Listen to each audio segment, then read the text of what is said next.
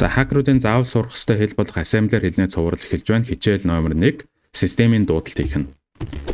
За Python, Java дээр бичдэг программистуудыг хинтээ зүүрлж болох вэ гэхээр жолоочтой зүүрж болно. Бэлэн хийгдчихсэн машиныг унаад явдаг гэсэн үг.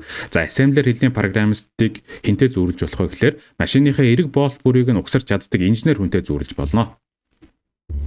За бидний дурсалтын орчин бол компьютер дээр ямар нэгэн нэмэлт tools суулгах шаардлагагүйгээр tutorials.com надад compile assembly online zig page бай хаяг руу ороод кодоо шууд веб браузерын орчинд кодоо бичээд ажиллуулах боломжтойгоор хийсэн байгаа.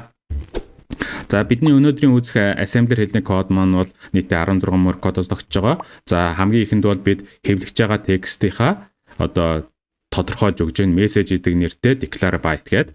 За дараа нь энэ section text гэдэг маань кодын хэсэг ажиллаж байна. За global доогоор зураас start гэдэг маань бол програм start гэдэг лейблээс эхлээрэй гэдгийг линкертэй зааж өгж байгаа гэсэн үг. За манай програм маань бол эхэлж байна.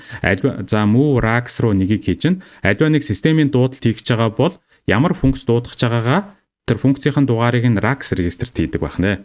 За move rags руу нэг гэдэг маань бол write гэдэг функц гэсэн үг. За move rdi руу нэг гэдэг маань бол нэг гэдэг маань стандарт гаралтын дугаар маань нэг буюу дэлгэц рүү хэвнэ гэсэн үг. За move rsi message гэдэг маань бол message гэдэг хувьсгчийн хаягийг нь rsi руу хийчихэж байна гэсэн үг. Хаягийг нь хуулчих чинь гэсэн үг. За move rdx руу 17 гэдэг утгыг хийнэ гэдэг маань хэвлэж байгаа текстээ урт гэсэн үг. За альва нэг програм бол заавал exit хийж гарч явах учиртай. За тэгвэл exit гэдэг функцийн дугаар нь 60 байдаг учраас бид 60 гэдэг дугаарыг rags гэдэг регистр рүү хийж өгж байна. За альва нэг програм утга буцаадаг ямар нэгэн алдаагүй гэдгээ илэрхийлж байгаа учраас бид tick гэдэг утгыг буцаачиж байна. Өөрөөр хэлбэл нөгөө discrete mathematics дээр үздэг шүү дээ. Альва нэг хувьсгчийг өөртөө нэг зортчихлаар tick болчдөг тийм ээ.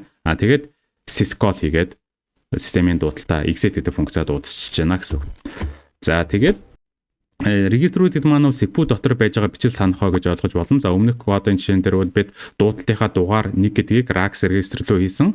Хаашаа хэвлэгч байгаа вэ гэдгээ rdi регистр рүү хийгээд, юуг хэвлэх вэ гэдгээ rsi регистр рүү хийгээд, ямар хэмжээтэй хэвлэх вэ гэдгээ rdx рүү хийгээд, тэгээд syscall гэдэг буюу системийн дуудалтыг идэвхжүүлдэг функцээ командаа дуудсан байна.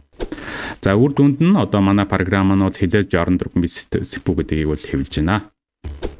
За та дөнгөж сая бол компьютерийн техникийн хангамжтай доод төвшөнд ажиллаж системийн дуудалт хийж үзлээ. Дараагийн дугаартаа бид яг регистр гэж яг юу байдлаар үзэх болно.